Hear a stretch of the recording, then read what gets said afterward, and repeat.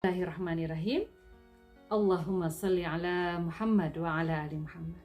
Bertemu lagi bersama Ma'ami di hari keempat Ramadan. Insya Allah Ma'ami akan membacakan buku Muhammad Ismail nomor 4 dengan judul Muhammad yang terpilih. Selamat menyimak. Muhammad Shallallahu Alaihi Wasallam yang terpilih. Kehidupan keluarga ayah Muhammad dan bunda Khadijah menjadi teladan bagi masyarakat Mekah saat itu. Semua orang mencintai keluarga ini karena kebiasaannya berbuat baik dan selalu membantu orang lain. Al-Mahbub atau yang dicintai adalah gelar lain untuk ayah Muhammad selain Al-Amin ya atau yang dipercaya. Ini menunjukkan bahwa ayah Muhammad mempunyai kedudukan yang sangat penting di Mekah. Namun, ayah Muhammad tetaplah orang yang rendah hati dan rajin beribadah. Ketika usia ayah Muhammad mendekati 40 tahun, beliau sering berdiam diri untuk semakin dekat dengan Allah. Dan juga untuk memikirkan ketidaknyamanan beliau melihat penduduk Mekah yang sebagian besar masih menyembah berhala dan patung-patung buatan mereka sendiri.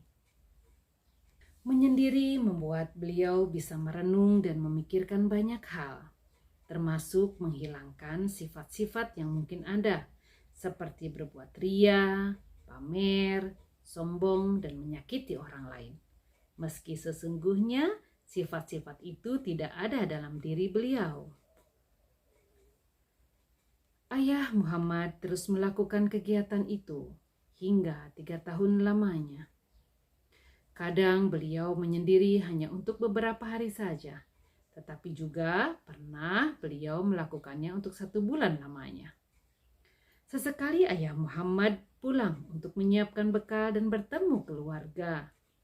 Gua Hiro yang terletak di sebuah gunung bernama Jabal Nur dipilih ayah Muhammad untuk tempat menyendiri ini. Tanda-tanda kenabian ayah Muhammad mulai tampak. Beliau mengalami ru'yah shadiqah atau mimpi hakiki. Mimpi yang tampak begitu nyata, jelas sejelas waktu fajar. Mimpi ini berlangsung hingga 6 bulan lamanya.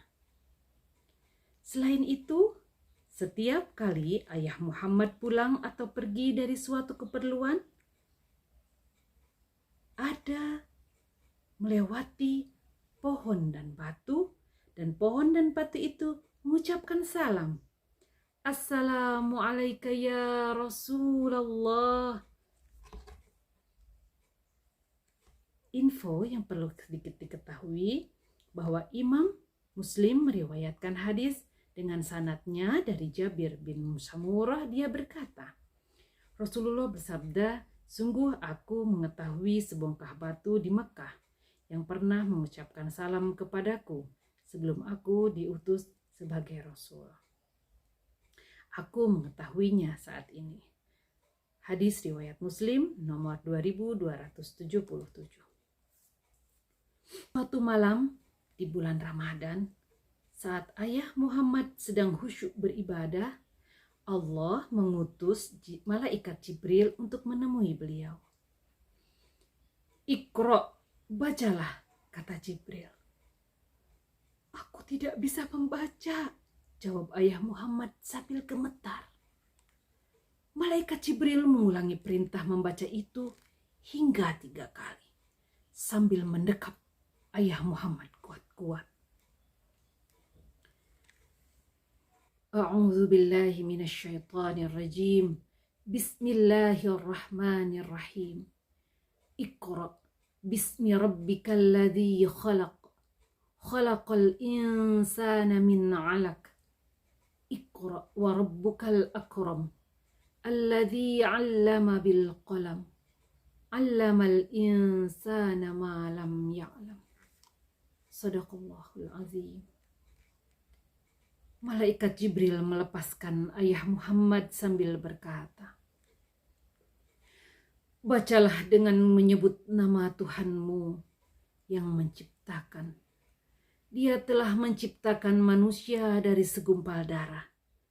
Bacalah, dan Tuhanmulah yang paling maha mulia, yang mengajar manusia dengan pena.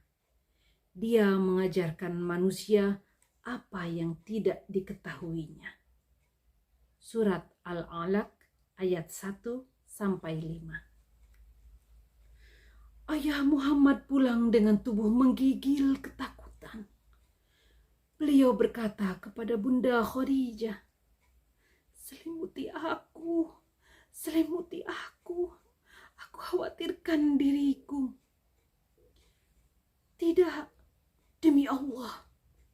Allah tidak akan menghinakanmu selama karena engkau suka menyambung persaudaraan, ikut meringankan beban orang lain, memberi makan orang miskin, menjabut tamu, menolong orang yang menegakkan kebenaran."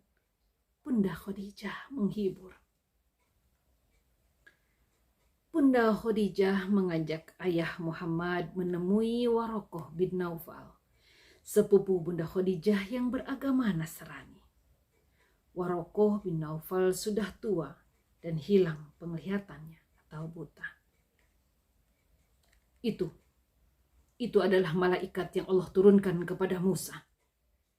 "Andai saja aku masih hidup saat kau diusir kaummu," kata Waraqah setelah menyimak cerita. "Apakah mereka akan mengusirku?" ayah Muhammad bertanya.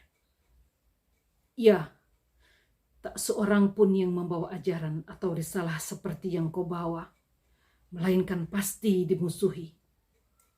Jika aku masih hidup saat itu, aku akan membelamu sekuat tenagaku," jawab Waraqah. Tapi tidak lama dari kejadian itu, Waraqah meninggal dunia. Duhai ayah Muhammad, duhai Rasulullah, sungguh tugas dan beban berat kini menantimu. Itulah cerita atau kisah dari Muhammad Ismail di buku keempat. Insya Allah kita akan lanjut besok di buku kelima, hari kelima. Insya Allah. Assalamualaikum warahmatullahi wabarakatuh.